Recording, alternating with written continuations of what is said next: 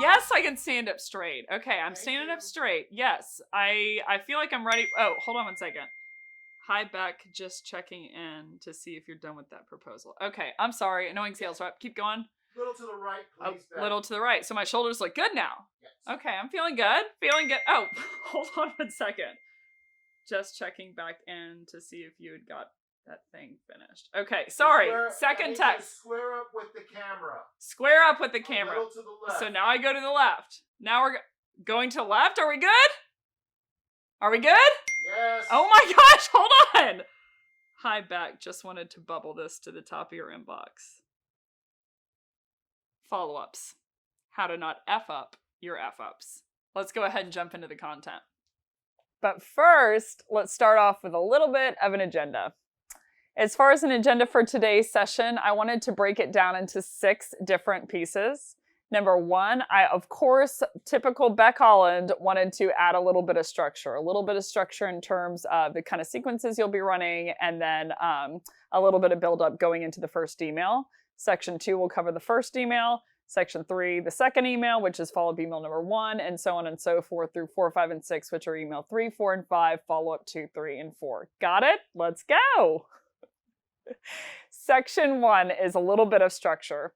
So in terms of the structure of the sequences that you're going to be running, I have 2 different buckets of sequences. I'm not going to spend a lot of time here. If you want to know more about this, then you can go into the how to build a sequence with personalization session. But there are 2 basic buckets of scenarios or sequences that I'm building within my playbook for any team that I have. This is a comprehensive list of all the sequences that I'm running. So basically on the left, you're going to have, for bucket number 1, all of the scenarios or sequences that you would build where you're basically mentioning the premise of the sequence to the prospect. And then bucket number 2 is going to be a bucket filled with all the different sequences that you can build where you wouldn't mention the scenario to the prospect. So great example of why you wouldn't mention one. For instance, you'll have over here number 2, which is firmographic trigger off of Crunchbase for companies who have just raised funding. So I've seen a lot of reps reach out and say like, hi Scott, reason for my outreach is I noticed that you guys over at Outreach just raised $50 million from Salesforce Ventures. Do you want to buy my stuff? Because I sell stuff for money and you just raised some money. And it just comes off a little bit disingenuous to your prospects. So basically, all of these scenarios over on in bucket 2 you wouldn't mention, whereas bucket 1 you would. But bucket 1 is primarily filled with what I would call postbound premises and postbound sequences. So what is postbound really quickly?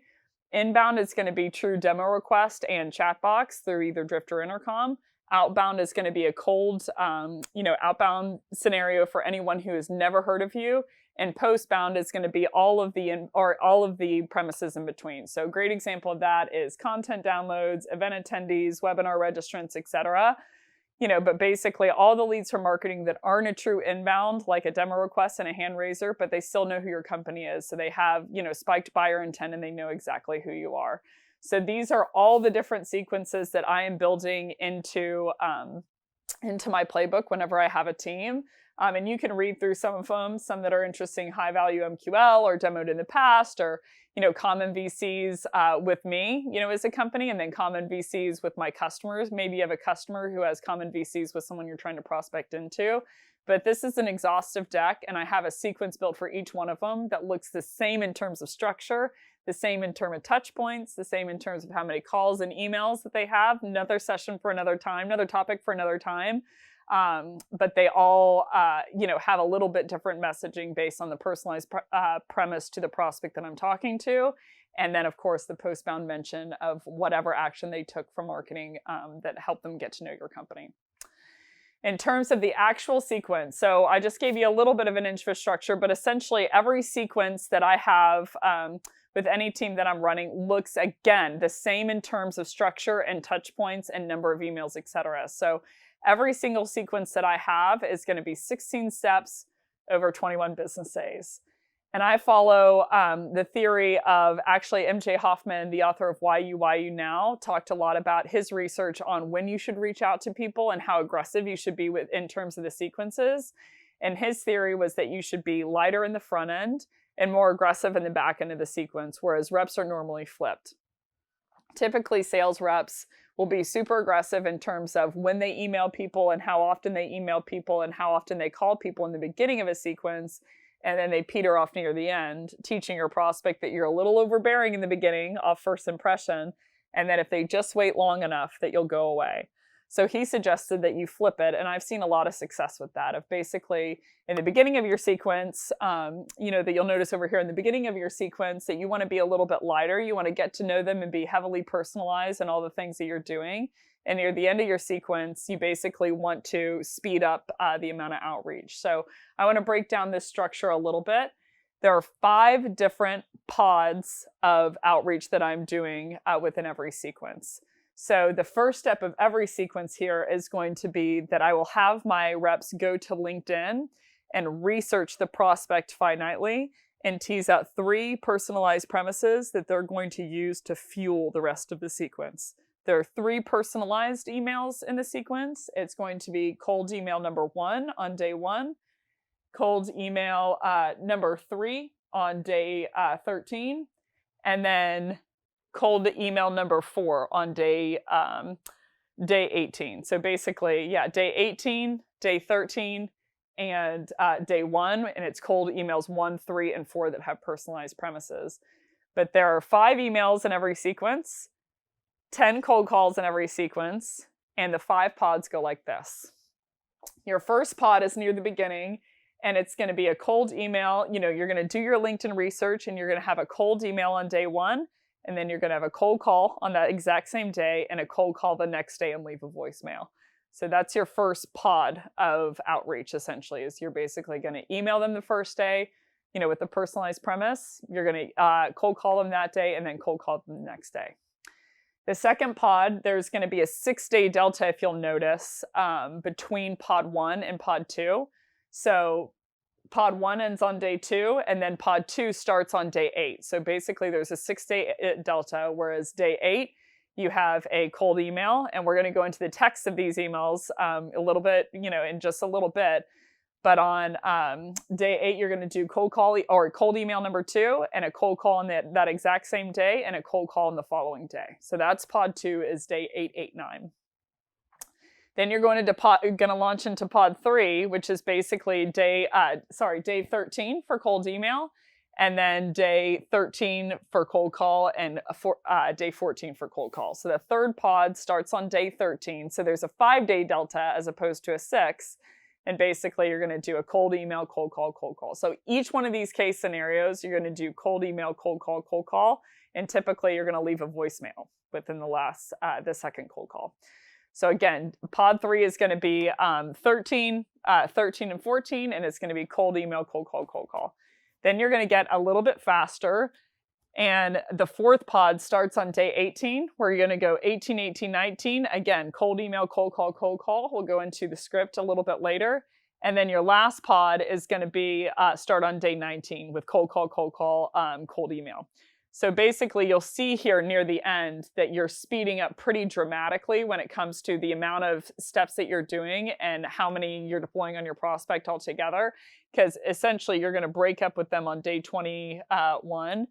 But you want to be lighter in the beginning, get to know them, do some LinkedIn research, pull 3 personalized premises, and start to be cool in the beginning of your sequence when they're getting to know you. So they get to know you as the person who knows who they are, who's personalizing to them, which most reps aren't.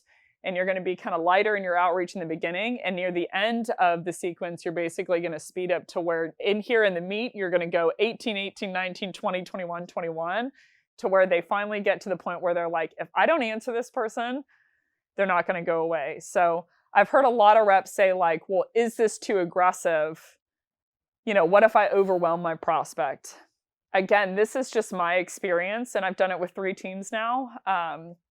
But with all 4 teams, with all 4 teams, essentially, when we were personalized, people weren't mad, even if we were aggressive in the amount of outreach that we were doing, if we were personalized.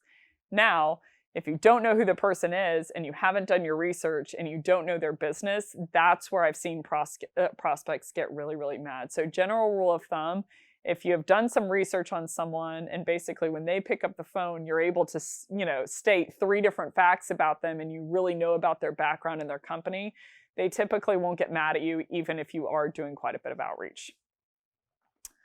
So that's the structure of the sequence.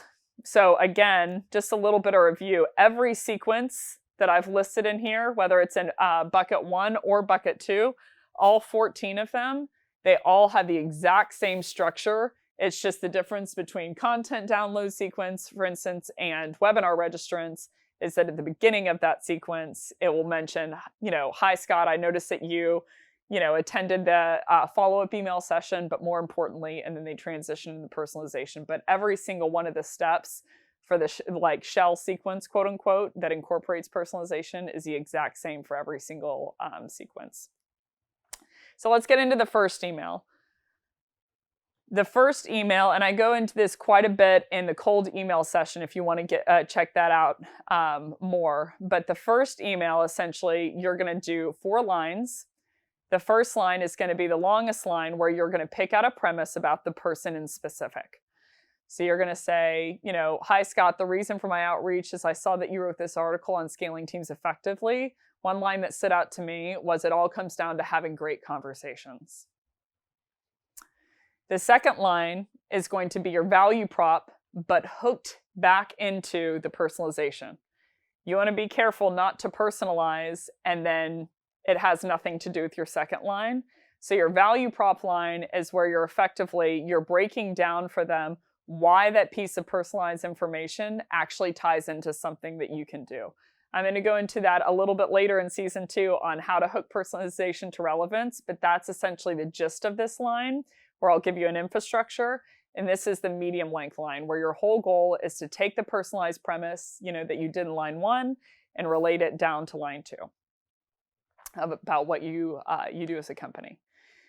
The third line is going to be your CTA, or what we'd affectionately call a call to action, which should be your shortest line, where you're asking for one time to unpack the above agenda in the email, for someone that's like them that's in their role.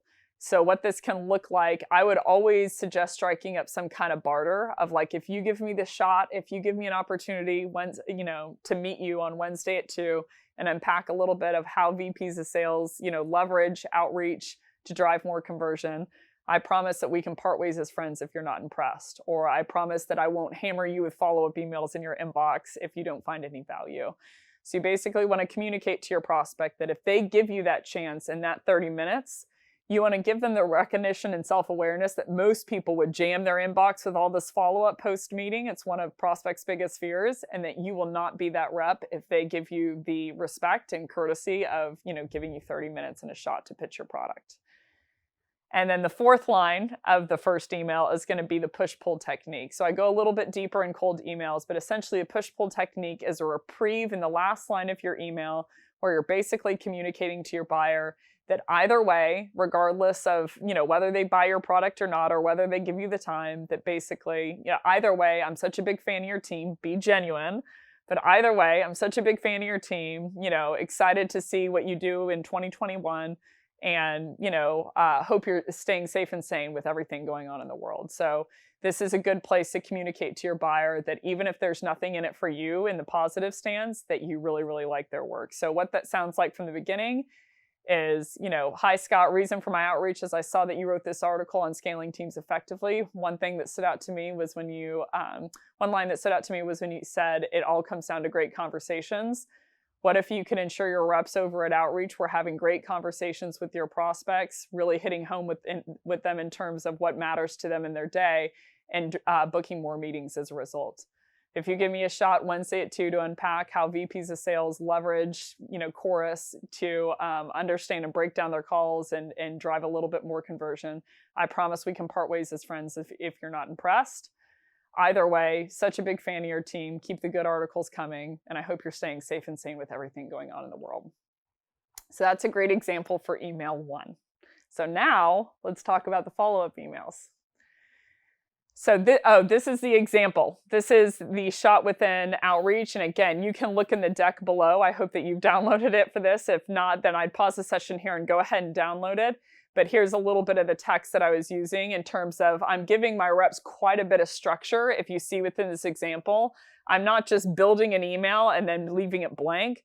I'm essentially saying, if you notice here, I'll say reason for my outreach is I saw and leave it blank. One line that stood out to me is blank. And I even put in a little dynamic tag here with outreach that blocks me from sending this message unless this is filled in.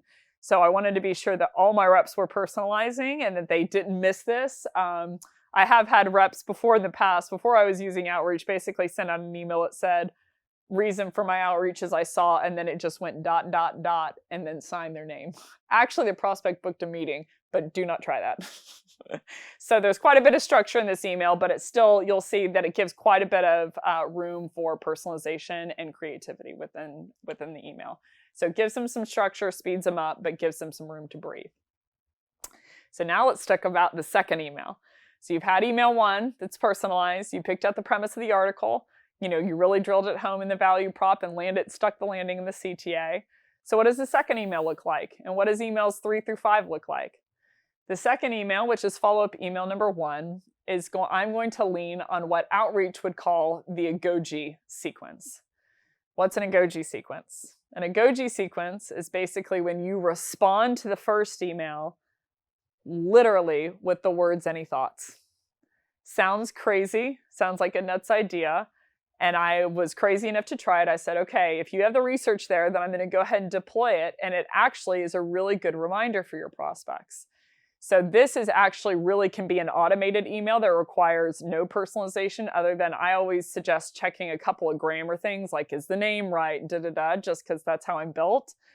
But basically the second email is just an Agoge email. It's a reply email to the first email. You say any thoughts, and then I couldn't stomach leaving it like that. So I basically on the last below that, I would put PS and I would add some kind of value. I'm the kind of person that whenever someone emails me, I crave that they add value to the conversation. And so I can't expect a prospector to add value to me if I'm not adding value to anyone I prospect into, right? So I would suggest attaching some piece of content to that Agoge email of like, instead of just saying any thoughts, you say any thoughts, you know, all the best, Beck. And then it says, PS, given your role over at Okta, I thought you might enjoy this piece of content on cold calling effectively. But basically, regardless of what email you're sending, I always suggest that you add some piece of value. So what that looks like with an outreach is this. You can kind of see the majority of it, and then I'll switch sides. But it says, you know, any thoughts, hi, first name, all the best. And then a great example, as I said, you know, PS, given your team's growth here, I thought you might like this session that covers how to structure a cold call to draw more meetings. The slide deck for the session is also attached. So basically, you know, this is really an automated email for your reps, you know, that it gives them, they can basically send this out as is, and they don't have to make any kind of corrections onto the email. Okay, email 3.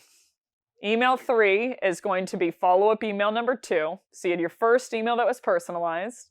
You had your second email that was the Agoge email that you replied to the first email and added some content with the words, any thoughts. Email 3 is going to be a mirror of email 1 in terms of structure, but a few different words so they don't realize they're on the script. So email 3 essentially is the same setup as email 1, where you have a personalized premise in you know, the first line. And again, this needs to be your second personalized premise. So don't reuse the first one. I would go for a second one here of like, you know, hey, Scott, reason for my outreach, and just reach out cold. Don't make any reference to emails 1 or 2. Meaning you don't want to remind someone if it has no reason, purpose, or strategy behind it. You don't want to remind someone that they broke up with you, right? You don't want to remind them that you didn't add value enough to get the first meeting. So you want to come in cold, pick up another personalized premise, and basically write the email based on that. So again, you have personalized premise. Then you're going to have your body, which is your second line, medium length, that you map back to the personalized premise. You'll have a CTA where you request one time to impact the agenda, and then you do the push-pull. If you struggle with this, just on a side note, I think a lot of people struggle with the idea that they're bugging people. So I flipped kind of the table on my reps one day, and they said, well, I just called this person, excuse me, and they didn't pick up. And I said, okay, let's call him Dennis. I said, okay, Dennis, let me ask you a question. Have you been cold called in the last 48 hours? And he said, yeah, I saw a number that I didn't know. I said, did you pick up? He said, no. I said, did they leave a voicemail? He said, no. I said, do you have any idea who that person was or what do they want? What they want? He goes, uh-uh. I'm like, same with your prospects, right? So their user journey is quite a bit different than what your biggest fear is. So again, I would always be personalized, but if you struggle with that, I would think through the amount of cold calls that you have turned down and, not taken the call and not thought anything about it. So again, it's the same in terms of structure, personalized premise in line 1, body that's hooked to the personalized premise. You're going to have a CTA to request one time to unpack, and then the push-pull, but in a little different words. So here you can see the text, and again, you have the deck in front of you, so you can see a little bit more. But very, very similar structure. But instead of saying what if in line 2, I said imagine you could. And then in line 4, for instance, in the push-pull, instead of saying either way, I said in any case. So you always want to make sure that your wording is changing up, but the technique is the same. So anyone who's any kind of high, any kind of asset to an organization or any kind of figure skater or any kind of musician, it's like, it's all within this set of rules. It's all within, whatever, the 4-bar blues, but each song sounds a little bit different, right? So you want to make sure that you're staying within structure, but you're also having a little creativity and changing up the words just enough to where they realize that they're not being, on some kind of repeatable structure that you have. So again, email 1's personalized. Email 2 is the reply email to email 1. That's the Agoji email that you had content. Email 3 is personalized again without any reference. Email 4. Now we're getting meaty. Email 4 is you are going to respond to email 3. And you are going to fall on your sword, so to speak, but really take accountability for why your prospect is not responding. Accountability is one of the most attractive characteristics, at least from my perspective, that you can have in life in general, but certainly in prospecting. And a characteristic that I don't see enough of, to be honest, in myself and in others around me. When someone reaches out to me and says, I'm sorry if you feel that way, or I'm sorry if you feel that I X, Y, and Z. It never feels like a real I'm sorry. I'm sorry that I did this thing, and I'm sorry if I feel this thing, or if you feel this way, are two very, very different statements. One has accountability, one doesn't at all. And when you think about how you're interacting with prospects, all you really have is the messaging in front of you, right? So I know it feels like we're being a little bit nitpicky probably here, or I'm drilling in a little bit here, but how you talk to your prospects matters. Words matter with your prospects and in general. So when you're taking accountability and instead of saying like, hey, I emailed you 5 times and you haven't responded, in email 4, you want to reply to email 3 and say, hey, I was reading an article the other day about how to be, relevant to your buyer or your prospects in terms of buyer persona, and I was convicted about the email that I sent to you, right? So you want to lead with, the reason you're not responding is me, which is the truth in most cases, is that we haven't been relevant enough, right? In the second line, you want to take ownership and you want to ask for a second request or permission to pitch them again. So you want to say, I should have, something like, you get the technique more than the wording, but the wording is, that I use typically is, I should have respected your time and given your permission. I'd like another shot to earn a slot on your calendar. Something like that, where you say like, I should have done better. And I'd like one more shot if it's okay with you. The third line, you want to go into your third personalized premise. So email 1, you are personalized. Email 3, you are personalized. And email 4, in the second half, you are personalized. So it'd read, again from the top, hi Scott. Reason for my outreach is I was reading an article the other day about being relevant to your buyer in terms of persona, and I was convicted about the message I sent to you. I should have respected your time a little bit more and given your permission. I'd like another shot to earn a slot on your calendar. I saw that you liked Josh Braun's post the other day about selling based off of impact questions or illuminating questions over the features that your product offers. Go into the body. What if you can ensure all of your reps over at Okta were asking great questions to your prospects, driving more pipeline in the meantime, and closing more closed-won deals as a result? Go into the CTA, same kind of structure as the personalization, emails in 1 and 3. If you give me a shot, Wednesday at 3 to meet you and unpack that idea that I have to drive more pipeline, I promise you won't hear from me again, if you don't see the fit. So basically, this is the example email, but you get the gist here. I basically am putting in this kind of script as something that the reps don't have to mess with. Like, they just see it in there and they can make a couple tweaks if they want to based on style. I'm never opposed to that, but they get the basic infrastructure of they're being accountable and they're asking for another shot. And then I basically put in a line here of like, here's where your custom pitch goes. And I put, again, the dynamic tag within outreach so that they can't send this email as is. Physically, they can't send it until they put something in here. And I remind them of the flavors that I want and the flavors that I don't want by putting the phrase 7 pillars and 7 deadly sins so that they know what to think about when they're writing the email. So that's email 1 through 4. But what about breakup? Breaking up is hard to do, right? Especially when it's with someone who has never talked to you. In the breakup email, I want to go back a slide. Breakup email, the point of a breakup email is to get your prospect to respond. It's not to associate blame. It's not to let them know that you're exiting the door. It's not to, pin it on them that they haven't responded. It's not to tell them that you need to update your CRM with more information if they would just respond. All of that is great in theory, but it makes them feel like the bad guy. So I've seen a number of breakup emails. One, for instance, is, I've tried to email you 7 times. Here's a list of things that could be going on with you. Either number 1, you're not interested. 2, you are off on an island somewhere. 3, you don't value data. 4, you just want me to go away. Could you just give me the respect of responding so I can update my CRM? The joy of selling and the pain of selling is that our prospects are really smart. They know exactly what we're saying in the subtext of this text. So whenever you're saying that, everyone, especially if they're in sales or have had any experience with it, they know that most of our data, I've never seen a company's data that was 100% clean. That they said every single person in my CRM, is the actual right person, still at the company, the correct email, the correct, phone number, and has the entire user journey based on multi-touch attribution for every single touch point that they've had with my company. Your prospect knows that, and they know that it would be called a yes trap if they were to respond to you. A yes trap is coined by Chris Voss, the author of Never Split the Difference, an FBI negotiator.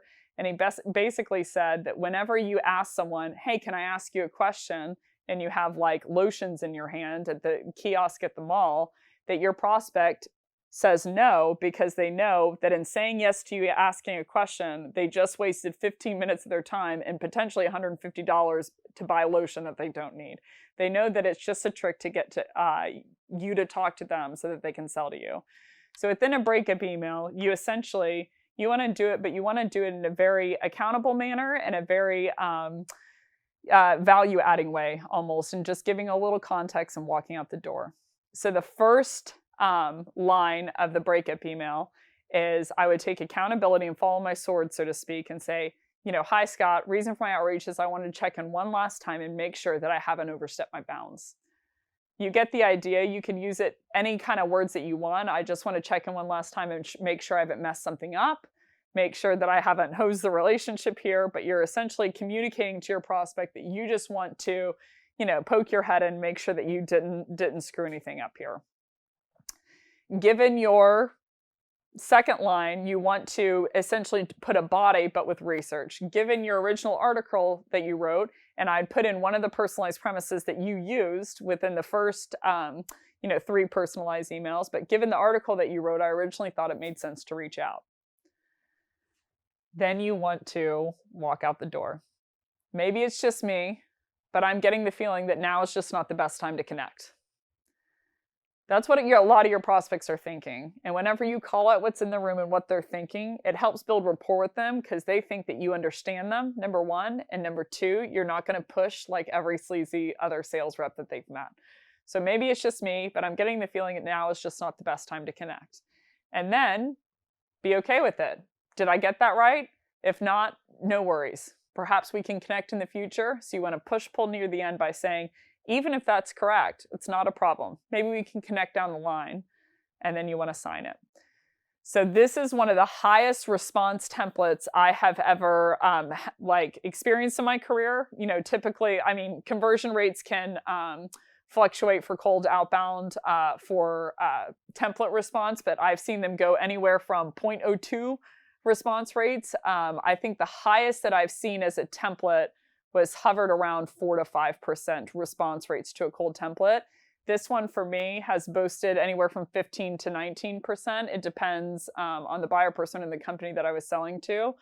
But it essentially gets your prospects to understand that basically you're walking out the door, that you're not blaming it on them, that you're not mad, you're giving a little context and making sure that you didn't screw up.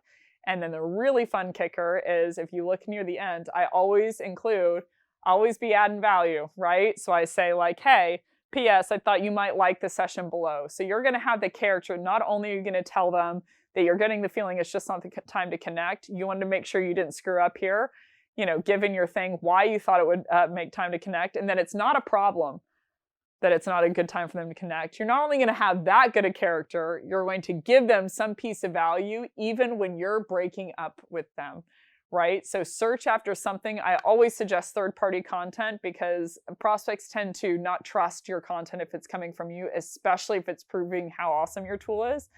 Research their buyer persona, get to know them in the role and something that would really make their day better, and then attach a piece of content, you know, about that thing, and you'd be surprised to see the conversion rates on it. I think one of the most best performing pieces of content that I've done recently is I had this entire pandemic sequence, right?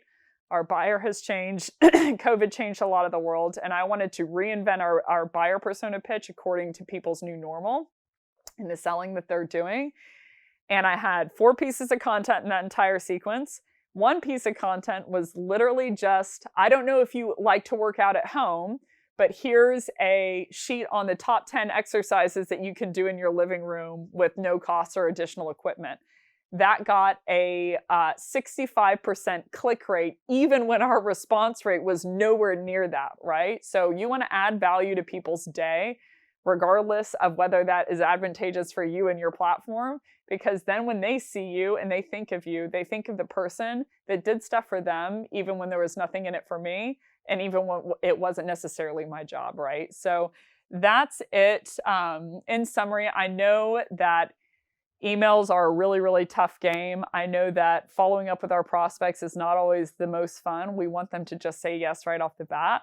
But I think that we have a really fun opportunity to be really creative and say things to our prospects that even in email 2, 3, 4, and 5, they can be just as strong as email 1. And that is predicated on knowing your buyer and thinking a little bit outside of the box. So that's it. That's all of the content, all 36 slides of it for this one session. If you like the session, be sure to go to flipthescript.co and sign in so you can see all of the different sales topics that are just like this one. And if you have a couple of minutes to spare, go to Flip the Script on LinkedIn and be sure to give us a follow. Hope you have a great rest of your day.